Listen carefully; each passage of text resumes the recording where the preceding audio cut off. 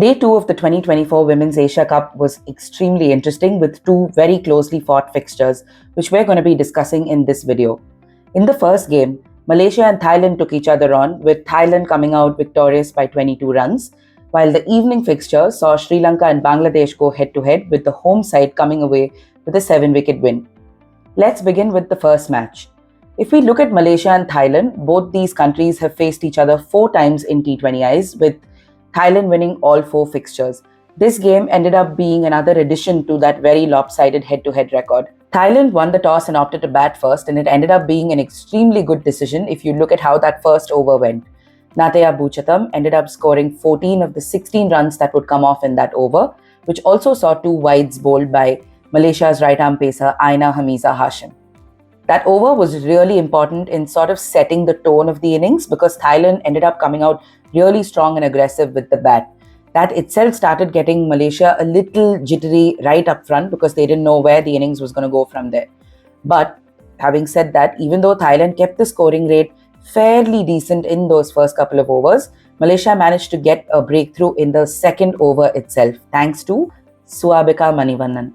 She was making her T20I debut in this game and she ended up taking another debutant out in the opposite side, Nanapat Chayan. Nanapat Koncharankai then took up the onus of scoring. Despite losing partners, Koncharankai kept going at the other end.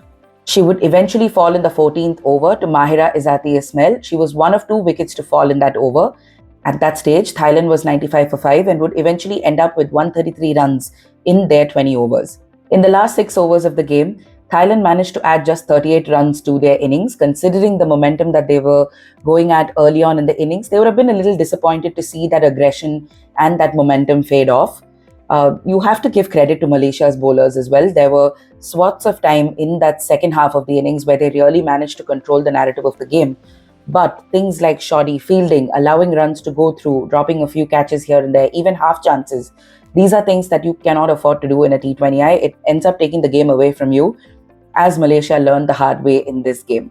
At the end of it, they were handed a 134-run target to chase down if they wanted to register their first win against Thailand in this format. Malaysia managed 36 in the power play and 59 in the first 10 overs. It was great that they didn't lose a wicket, but the pace of scoring wasn't as quick as they would have wanted it to be, and it was dangerously looking like they were leaving a little too much to do towards the end of the game, even though they were being really safe about holding on to their wickets. They were also helped by some shoddy fielding by Thailand again, where we saw a lot of runs being leaked, especially in the outer circle. Captain Winifred Duraisingham was the first wicket to fall in the 11th over. We saw Elsa Hunter coming in after that, and she started with a lot of positive intent, but she ended up falling in the 13th over as well. That ended up being a little bit of a turning point because wickets started crumbling bit by bit after that. The Malaysian effort was anchored by Wan Julia, who ended up eventually getting a 50, becoming the first Malaysian woman to score a half-century at the Asia Cup. But that effort was in vain because she had no one to support her, and eventually the target was a few runs too many. If you look back at that Thailand innings, that first over where Nataya Buchatham managed to get 16 runs, how crucial did that ended up being in the large scheme of things? One standout image for me from this game would definitely be Winifred Duraisingham's face when Wan Julia was run out. The entire dressing room had its hopes pinned on her. She was the set batter.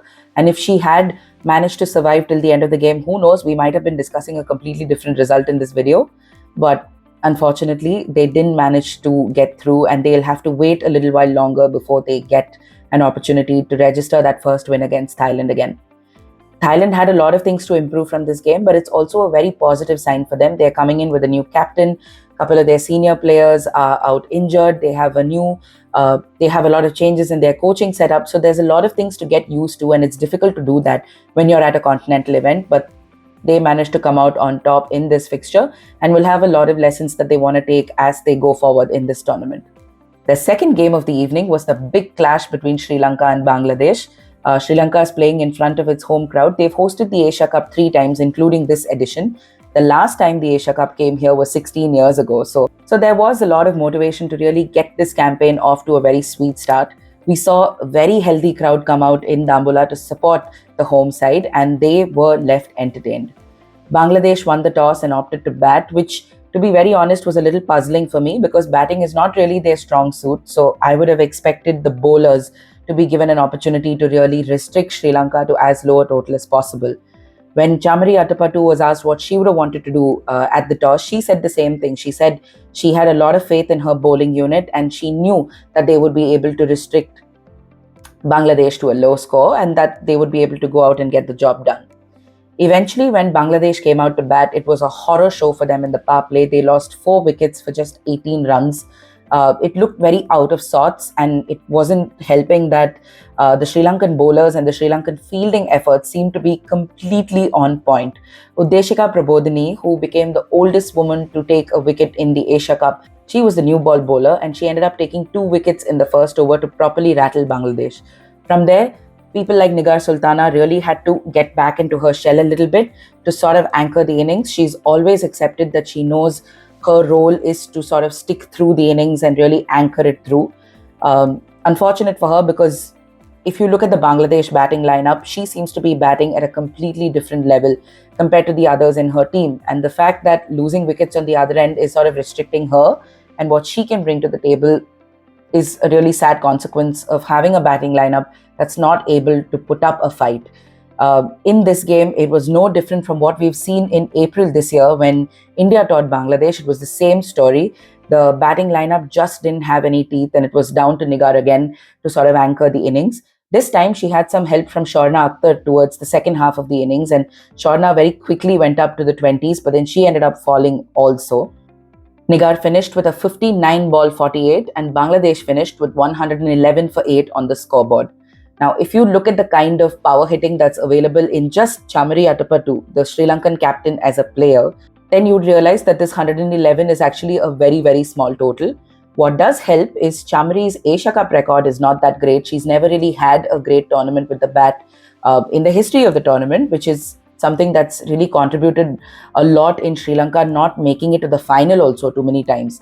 But this time, and we'll discuss why a little later in this video, Chamari didn't have to be the only person sort of pulling the lone wolf act, much like Nigar had to do for Bangladesh. Once again, Bangladesh's resilience with the ball came to the fore. They were a bit shoddy on the field, no doubt, but full marks to the bowlers and how much they tried to contain things. Maruf Akhtar started with a 1-run over right up front. Nahida Akhtar took 3 wickets and was quite stingy with the runs she was conceding. The bowlers tried their variations. They tried everything they could to sort of try and restrict Sri Lanka from operating different parts of the ground. But when you're on song, you're on song. And you had characters like Vishmi Gunaratne, Harshita Samaravikrama, even Chamari Atapattu for the short while that she was out on the crease, managed to make an impact. In the end, it was a 7-wicket win for the home side, and Vishmi Gunaratne was front and center of it all with a half century. She has 3 50s in T20Is, and all 3 have come this year. So she's clearly having a great run ahead of the T20 World Cup in Bangladesh 3 months later. What this result also means is Bangladesh, which is going to be hosting this T20 World Cup, has not won a single T20I yet this year. Concerning news for them, but they still have opportunities to sort of get back on track. But this batting effort is going to be something that I think Nigar is tired of talking to the press about, tired of talking to broadcasters about, but it's a big Achilles heel for them. And that's something they'll have to figure out. We also saw that in this Asia Cup squad, Bangladesh has brought back people like Janara Alam, who was sitting out. I know that there are a lot of permutations and combinations involved in selecting a team, but I would have sort of like to see her come in and really see what she can bring to the table, because if there's any time to experiment, it's now. I guess a good note to end this video on would be to really understand what the Sri Lankan win means and what it could hopefully symbolize in this tournament. One thing that Chamari Atapattu, who's for a long time been talking about her retirement, stressed on is that she didn't want Sri Lanka to be just about her. Even at the toss, when she was asked for players who Sri Lanka should watch out for, she spoke about people like Vishmi Gunaratne, like Kavisha Dilhari, and several others in the team, all the youngsters who have started coming in and taking responsibility in this outfit. We've seen over the last 12 months, Sri Lanka has put on some very encouraging results. They had some historic results in England. Individuals have started stepping up and becoming a little more consistent with their performances. And it's not a team that's dependent on Chamari anymore. So the itch is there for us all to ask them, are you guys doing it for her? Is there a retirement coming at some point? But those are questions and answers we can dwell on later. If this performance from Sri Lanka is anything to go by, I don't want to be that person who automatically decides what the final will be, but it really looks like we're heading towards an India-Sri Lanka final.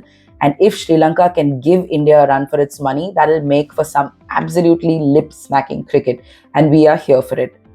So, what's coming up on day 3? We have India taking on UAE in the 2 p.m. fixture. It's going to be a day match, so a lot of heat and humidity in Dambulla for both of these teams to look after during their game.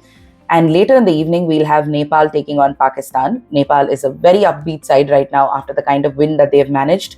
Will they manage to beat Pakistan as well and make it 2 wins in 2 games? We'll have to wait and watch. We also have to wait and see the lessons that UAE has learned from that game against Nepal and what they'll manage to do against a side as dominant as India. Sportstar has live coverage for all of the games of the Asia Cup, so if you want to catch up with anything from the tournament, please visit our website. I'll see you in the next video.